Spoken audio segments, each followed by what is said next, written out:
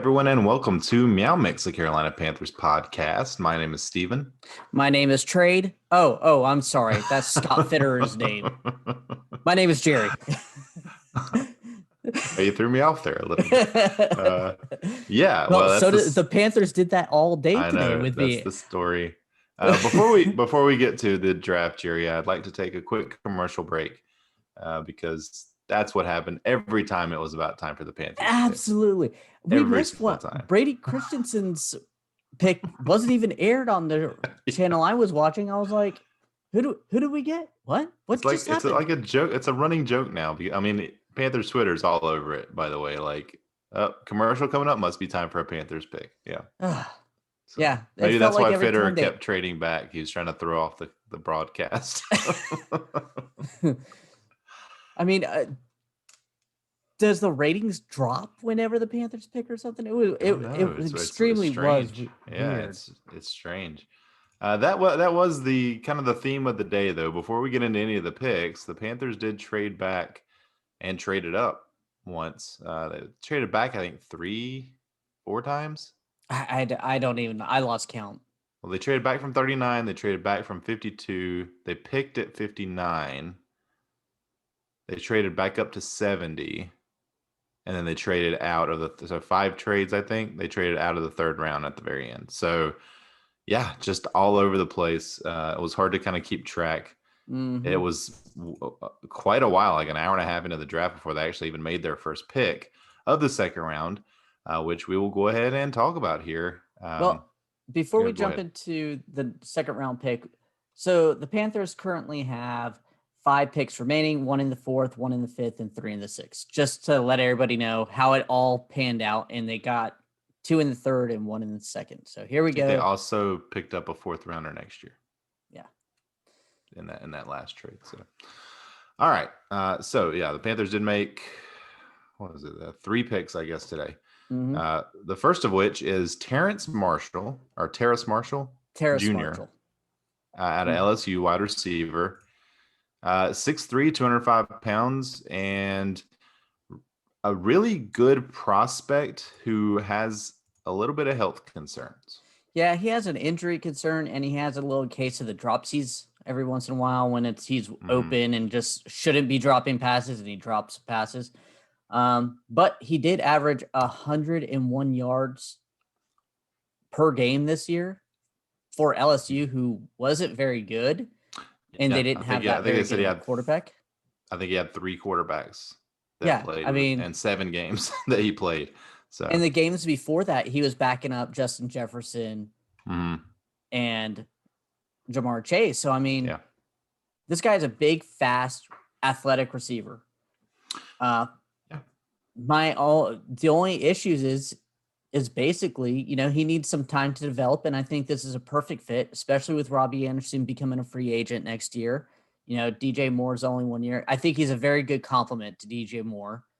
He's not going to be able to fit into that slot position, but I could see Robbie Anderson and him going on the outside when they do 3 wide and putting DJ into that slot where he can chew up over the middle. Yeah. Plus you've got Christian McCaffrey, who can always play the slot receiver. Yeah, there's no lack of weapons on this team. I like the player.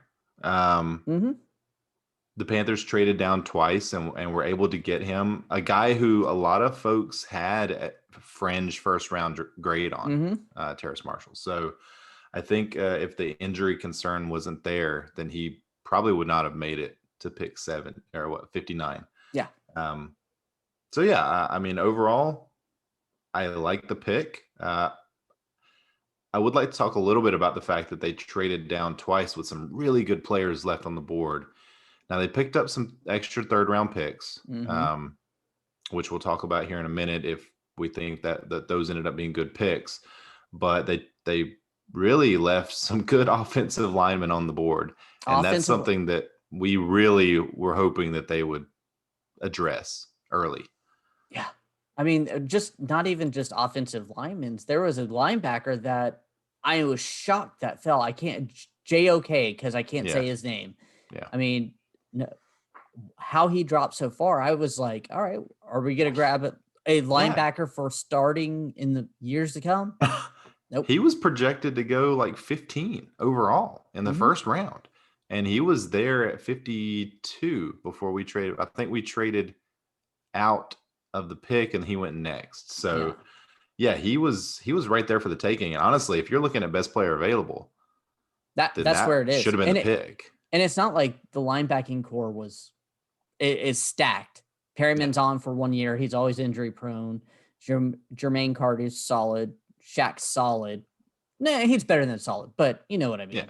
But this would have been just one of those, like, you can never have too many good players in the middle of the defense. And he was a good guy. So yeah, sort of like yesterday, I like the player, don't necessarily love the pick, I guess, or what it took to get to the pick. So, but yeah. Overall, what's your grade on this pick? I'm giving it a B+ because I really like the player. I'm going A minus because I really like the player and where we got him, even though I would say trading back the second time instead of getting the linebacker was probably not the thing I would have suggested, but that's A the minus. That's the only negative for me. I think we have a future starting wide receiver in the second round, second round. I like it a lot. All right, so moving on. This was pick 70, I believe. This next pick for the Panthers. They go with Brady Christensen, left tackle out of BYU. Will he be a left tackle in the NFL? Don't know. Time will tell. But he was very good at BYU. He actually has he set the record for PFF grade from the left tackle position, breaking Penei Sewell's record actually from 2018, I believe. So really good at BYU. It seems like most people question a lot about him, including his, I believe you referred to him as a T-Rex. He's got little tiny arms. Well, it's actually really funny is what I kind of was reading over him. He has small arms and small legs, but he's 6'5" and 302 pounds. He's all torso. Yeah. He's a truck. Yeah. That being said, he was very good at BYU. I'm curious. He does have shorter arms. I think Terrence Marshall and J.C. Horn have longer arms than him. Yeah. I mean, and he's 6'5", so it'll be interesting, but he's very fast. He has very quick feet. So we'll see if he ends up becoming a left tackle or if he has to slip into guard. He's a very athletic guy from all accounts. And from everyone who said they watched a lot of Zach Wilson tape, they said that Christensen stood out as, the guy protecting him and giving him all the time that he needed to make those throws. So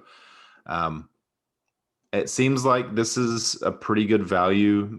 Most people had him in the third round. So ESPN had him ranked 238 or something, which would have been like a 7th round pick. That seems kind of crazy. That's the by far the furthest down I saw him. Yeah, NFL.com has him ranked as a 3rd round projection. Yeah.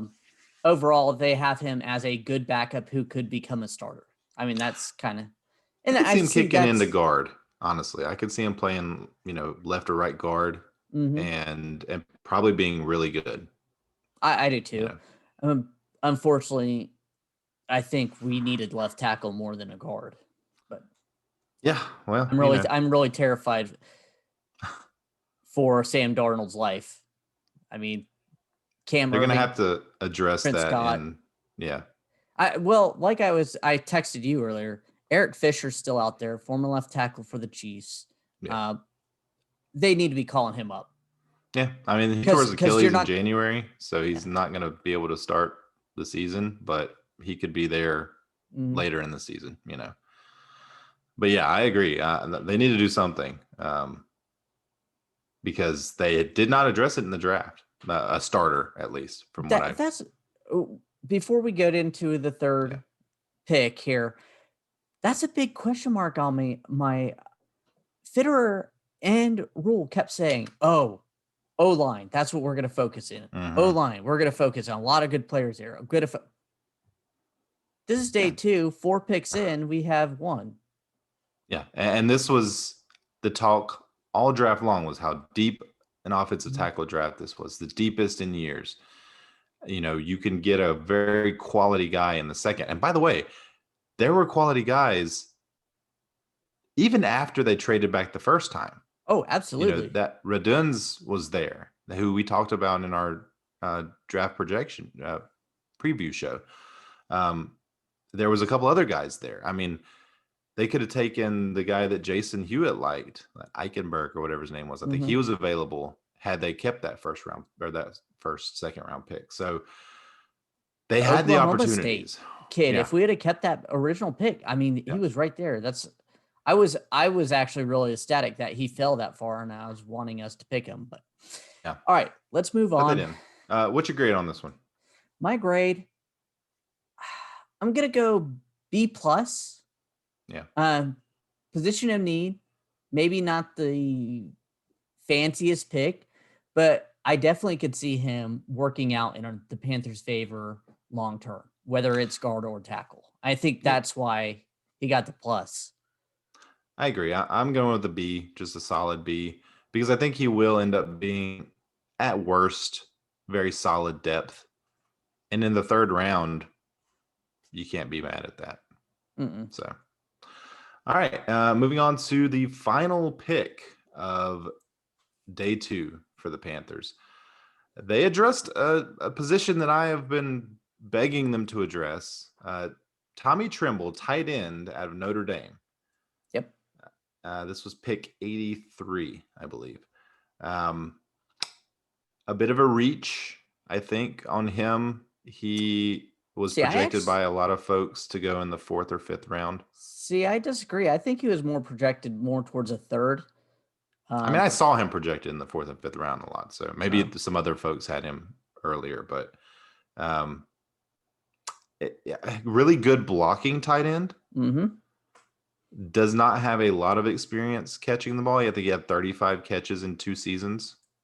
At Notre Dame. And he kind of came on late in his last season, more as the pass catcher. He has the athletic ability. He has the hands.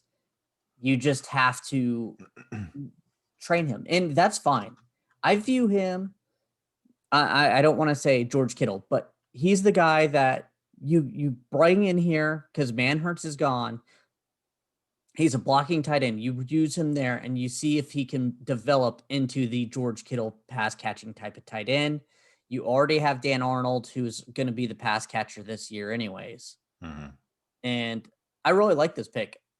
So, yeah, I mean, I like the fact that they addressed tight end. This is another guy that we talked about in our mock with Jason, actually. Someone we were hoping would fall to us, I think, in the 4th round, or early 4th round. And this is late thirds, or not late, but that's fairly late. Yeah. Right before all the compensatory picks. But so he's a project, and that scares me a little bit because of our most recent tight end project, Ian Thomas, who just didn't work out. Now, I do like the fact that Tremble is already a better blocking tight end than Ian Thomas ever was. And you're right, with Manhurts leaving, that is a position the Panthers needed to address. I don't know if Dan Arnold, I don't think he's a very good blocking tight end. So no, from my understanding, Dan Arnold's more of the pass catcher. I think he converted from a wide receiver. Yeah.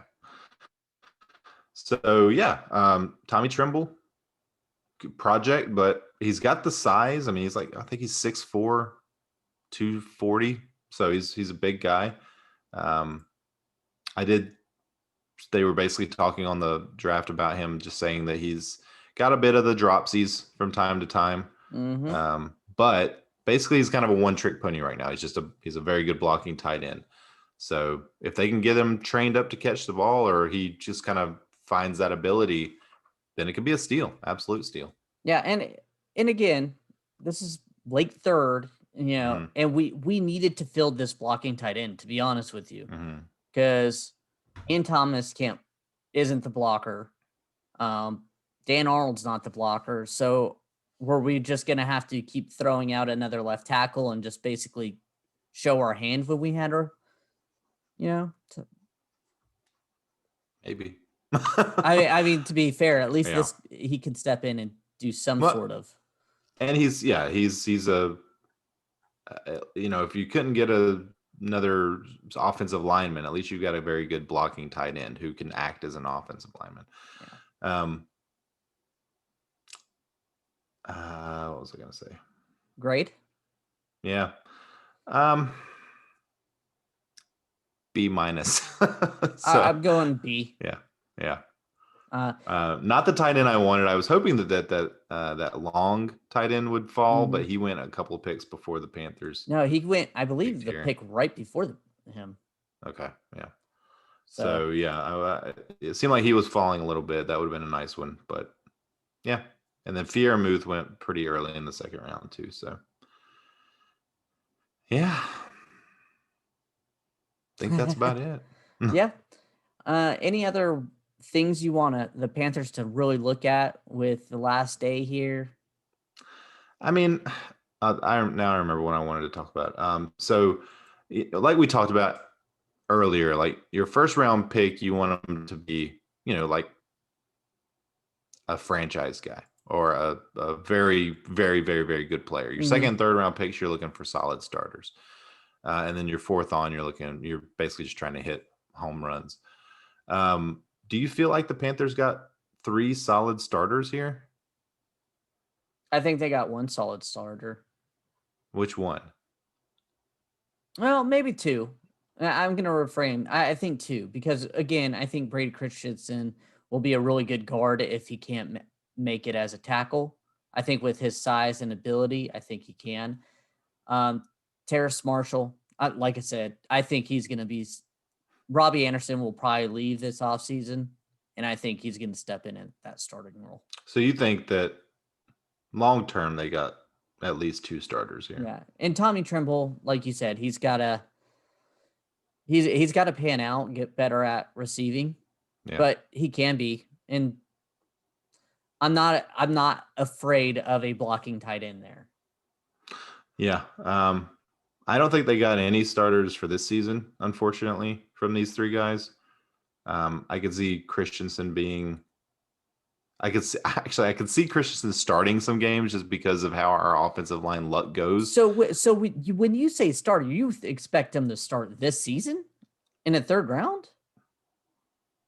That's what I hope for. Yeah, that's what I hope for. See, I feel like the third round, you're going for not projects, but guys to be eventual starts. Like Trey Turner was a third round pick. I don't think he started right away.